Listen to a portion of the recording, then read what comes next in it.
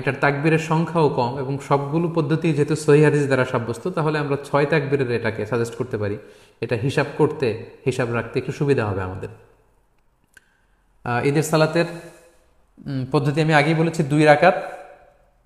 আপনি যদি 6 তাকবীরের সাথে আদায় করেন, আমরা যারা করি 6 তাকবীরের সাথে, সেটার পদ্ধতিটা হবে এমন: তাকবীরে তাহরিমা আল্লাহু আকবার বলে আপনি সানা পড়বেন। সানা পড়ে কেরাত পড়ার আগে আপনি অতিরিক্ত 3টা তাকবীর দিবেন, আল্লাহু আকবার, আল্লাহু আকবার, আল্লাহু আকবার।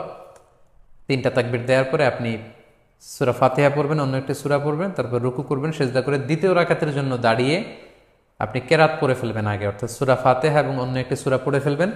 রুকুতে যাওয়ার আগে আপনি অতিরিক্ত 3টি তাকবীর দিবেন, আল্লাহু আকবার, আল্লাহু আকবার, আল্লাহু আকবার, এবং চতুর্থ তাকবীর দিয়ে আপনি রুকুতে যাবেন। এভাবে 6টি অতিরিক্ত তাকবীর দেওয়ার মধ্য দিয়ে কিন্তু আমরা খুব সহজেই এর সালাত আদায় করতে পারবো।